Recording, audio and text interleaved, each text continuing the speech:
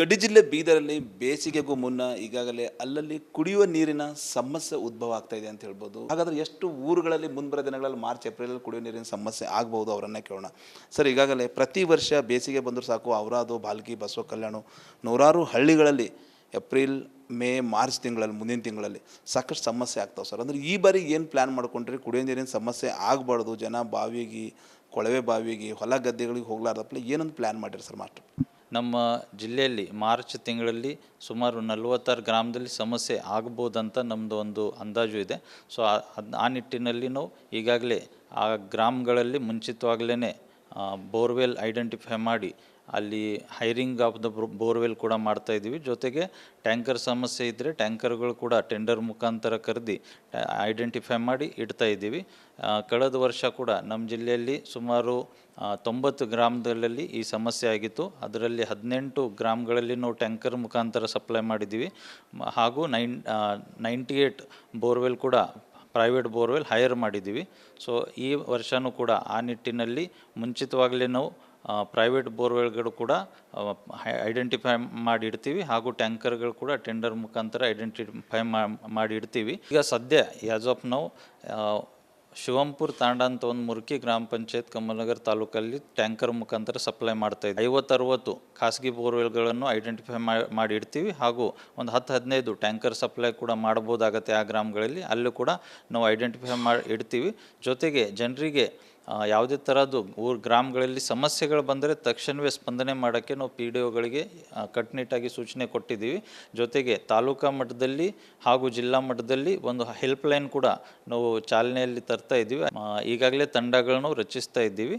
ಜಿಲ್ಲೆಯಲ್ಲಿ ಈ ಬೇಸಿಗೆಯಲ್ಲಿ ಯಾವುದೇ ಥರದ ಕುಡಿಯೋ ನೀರಿನ ಸಮಸ್ಯೆ ಆಗದೇ ಥರ ನಾವು ನೋಡ್ಕೊಳ್ತೀವಿ. ಯಾವುದೇ ಥರದ್ದು ಸಮಸ್ಯೆ ಬಂದರೆ ತಕ್ಷಣವೇ ಅದೇ ದಿನ ನಾವು ಪರಿಹಾರ ಕೊಟ್ಟು ಆ ಸಮಸ್ಯೆಯನ್ನು ಬಗೆಹರಿಸ್ತೀವಿ ಅಂತ ಹೇಳಕ್ಕೆ ಬಯಸುತ್ತೇನೆ. ಸೊ ಇದು ಜಿಲ್ಲಾ ಪಂಚಾಯತ್ ಸಿ ಅವರ ಮಾತಂತ ಹೇಳ್ಬೋದು. ಗಡಿ ಜಿಲ್ಲೆ ಬೀದರ್ ಅಂದ್ರೆ ಸಾಕಷ್ಟು ಒಂದು ಬಿಸಿಲು ನಾಡು ಅಂತೇಳಿ ಸಾಕಷ್ಟು ಒಂದು ಹೆಸರುವಾಸಿ ಜನ ಹೇಳ್ತಾರೆ. ಆದರೆ ಈ ವರ್ಷ ಬೇಸಿಗೆಯಲ್ಲಿ ಕುಡಿಯೋ ನೀರಿನ ಸಮಸ್ಯೆ ನಾವು ಆಗ್ಲಾರ್ದಂಗೆ ನೋಡ್ಕೋತೀವಿ. ಈಗಾಗಲೇ ನಾವೇನದಂದ್ರೆ ಸಾಕಷ್ಟು ಕಡೆ ವರದಿ ತರಿಸ್ಕೊಂಡಿದ್ದೀವಿ. ಈಗಾಗಲೇ 45 ಊರುಗಳನ್ನು ಗುರುತಿಸಿದ್ದೀವಿ. ಅಲ್ಲಿ ಖಾಸಗಿ ಬೋರ್ವೆಲ್ ತೊಗೊಂಬೋದಿರ್ಬೋದು, ಮತ್ತು ಈಗಾಗಲೇ ಟ್ಯಾಂಕರ್ ಮೂಲಕ ನೀರು ಸರಬರಾಜು ಮಾಡೋದಿರ್ಬೋದು. ವಿಶೇಷವಾಗಿ ಪ್ರಧಾನಮಂತ್ರಿ ನರೇಂದ್ರ ಮೋದಿ ಮತ್ತು ಈಗಾಗಲೇ ರಾಜ್ಯ ಸರ್ಕಾರ ಸಹಯೋಗದಲ್ಲಿ ಜಲಜೀವನ್ ಮಿಷನ್ ಯೋಜನೆ ಇದೊಂದು ಎಲ್ಲ ಜನರ ಸದುಪಯೋಗ ಮಾಡ್ಕೋಬೇಕು ಅಂಥೇಳಿ ಜಿಲ್ಲಾ ಪಂಚಾಯತ್ ಸಿ ಅವರು ಕರೆ ಕೊಡ್ತಾ ಇದ್ದಾರೆ ಅಂತ ಹೇಳ್ಬೋದು. ಕ್ಯಾಮ್ರಾ ಪರ್ಸನ್ ಭಾರತ್ ಜೊತೆ ನಾನು ಮಲ್ಲಿಕಾರ್ಜುನ ಮರ್ಕಲ, ರಿಪಬ್ಲಿಕ್ ಕನ್ನಡ, ಬೀದರ್. ಗಡಿ ಜಿಲ್ಲೆ ಬೀದರಲ್ಲಿ ಬೇಸಿಗೆಗೂ ಮುನ್ನ ಈಗಾಗಲೇ ಅಲ್ಲಲ್ಲಿ ಕುಡಿಯುವ ನೀರಿನ ಸಮಸ್ಯೆ ಉದ್ಭವ ಆಗ್ತಾ ಇದೆ ಅಂತ ಹೇಳ್ಬೋದು. ಹಾಗಾದ್ರೆ ಎಷ್ಟು ಊರುಗಳಲ್ಲಿ ಮುಂಬರುವ ದಿನಗಳಲ್ಲಿ ಮಾರ್ಚ್ ಏಪ್ರಿಲ್ ಕುಡಿಯುವ ನೀರಿನ ಸಮಸ್ಯೆ ಆಗಬಹುದು ಅವರನ್ನೇ ಕೇಳೋಣ. ಸರ್, ಈಗಾಗಲೇ ಪ್ರತಿ ವರ್ಷ ಬೇಸಿಗೆ ಬಂದರೂ ಸಾಕು ಔರಾದು, ಭಾಲ್ಕಿ, ಬಸವ ಕಲ್ಯಾಣ ನೂರಾರು ಹಳ್ಳಿಗಳಲ್ಲಿ ಏಪ್ರಿಲ್, ಮೇ, ಮಾರ್ಚ್ ತಿಂಗಳಲ್ಲಿ ಮುಂದಿನ ತಿಂಗಳಲ್ಲಿ ಸಾಕಷ್ಟು ಸಮಸ್ಯೆ ಆಗ್ತಾವೆ ಸರ್. ಅಂದರೆ ಈ ಬಾರಿ ಏನು ಪ್ಲ್ಯಾನ್ ಮಾಡ್ಕೊಂಡ್ರಿ ಕುಡಿಯೋ ನೀರಿನ ಸಮಸ್ಯೆ ಆಗಬಾರ್ದು, ಜನ ಬಾವಿಗೆ, ಕೊಳವೆ ಬಾವಿಗೆ, ಹೊಲ ಗದ್ದೆಗಳಿಗೆ ಹೋಗ್ಲಾರ್ದಪ್ಲೆ ಏನೊಂದು ಪ್ಲ್ಯಾನ್ ಮಾಡಿರಿ ಸರ್ ಮಾಸ್ಟರ್?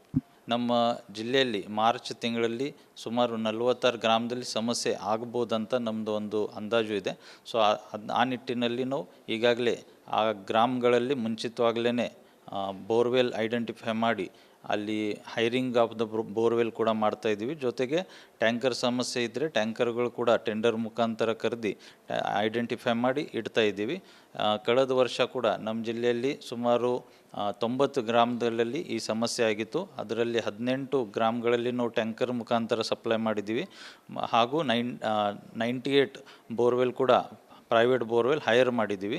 ಸೊ ಈ ವರ್ಷವೂ ಕೂಡ ಆ ನಿಟ್ಟಿನಲ್ಲಿ ಮುಂಚಿತವಾಗಲೇ ನಾವು ಪ್ರೈವೇಟ್ ಬೋರ್ವೆಲ್ಗಳು ಕೂಡ ಐಡೆಂಟಿಫೈ ಮಾಡಿ ಇಡ್ತೀವಿ. ಹಾಗೂ ಟ್ಯಾಂಕರ್ಗಳು ಕೂಡ ಟೆಂಡರ್ ಮುಖಾಂತರ ಐಡೆಂಟಿಫೈ ಮಾಡಿ ಇಡ್ತೀವಿ. ಈಗ ಸದ್ಯ ಆ್ಯಸ್ ಆಫ್ ನಾವು ಶಿವಂಪುರ ತಾಂಡ ಅಂತ ಒಂದು ಮುರ್ಕಿ ಗ್ರಾಮ ಪಂಚಾಯತ್ ಕಮಲನಗರ ತಾಲೂಕಲ್ಲಿ ಟ್ಯಾಂಕರ್ ಮುಖಾಂತರ ಸಪ್ಲೈ ಮಾಡ್ತಾಯಿದ್ವಿ. 50-60 ಖಾಸಗಿ ಬೋರ್ವೆಲ್ಗಳನ್ನು ಐಡೆಂಟಿಫೈ ಮಾಡಿ ಇಡ್ತೀವಿ. ಹಾಗೂ ಒಂದು 10-15 ಟ್ಯಾಂಕರ್ ಸಪ್ಲೈ ಕೂಡ ಮಾಡ್ಬೋದಾಗತ್ತೆ ಆ ಗ್ರಾಮಗಳಲ್ಲಿ. ಅಲ್ಲೂ ಕೂಡ ನಾವು ಐಡೆಂಟಿಫೈ ಮಾಡಿ ಇಡ್ತೀವಿ. ಜೊತೆಗೆ ಜನರಿಗೆ ಯಾವುದೇ ಥರದ್ದು ಗ್ರಾಮಗಳಲ್ಲಿ ಸಮಸ್ಯೆಗಳು ಬಂದರೆ ತಕ್ಷಣವೇ ಸ್ಪಂದನೆ ಮಾಡೋಕ್ಕೆ ನಾವು PDOಗಳಿಗೆ ಕಟ್ಟುನಿಟ್ಟಾಗಿ ಸೂಚನೆ ಕೊಟ್ಟಿದ್ದೀವಿ. ಜೊತೆಗೆ ತಾಲೂಕಾ ಮಟ್ಟದಲ್ಲಿ ಹಾಗೂ ಜಿಲ್ಲಾ ಮಟ್ಟದಲ್ಲಿ ಒಂದು ಹೆಲ್ಪ್ಲೈನ್ ಕೂಡ ನಾವು ಚಾಲನೆಯಲ್ಲಿ ತರ್ತಾ ಇದ್ದೀವಿ. ಈಗಾಗಲೇ ತಂಡಗಳನ್ನು ರಚಿಸ್ತಾ ಇದ್ದೀವಿ.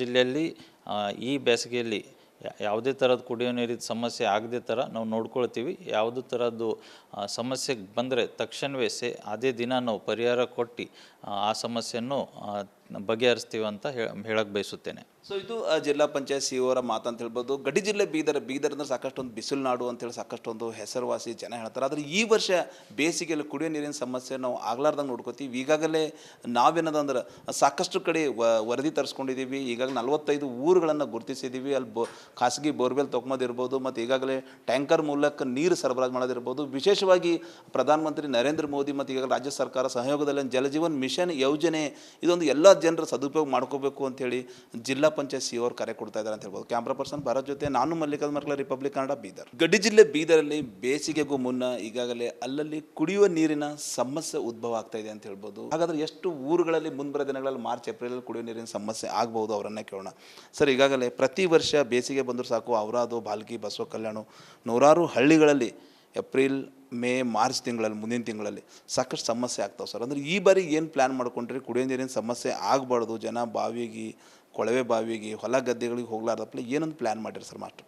ನಮ್ಮ ಜಿಲ್ಲೆಯಲ್ಲಿ ಮಾರ್ಚ್ ತಿಂಗಳಲ್ಲಿ ಸುಮಾರು 46 ಗ್ರಾಮದಲ್ಲಿ ಸಮಸ್ಯೆ ಆಗ್ಬೋದಂತ ನಮ್ಮದು ಒಂದು ಅಂದಾಜು ಇದೆ.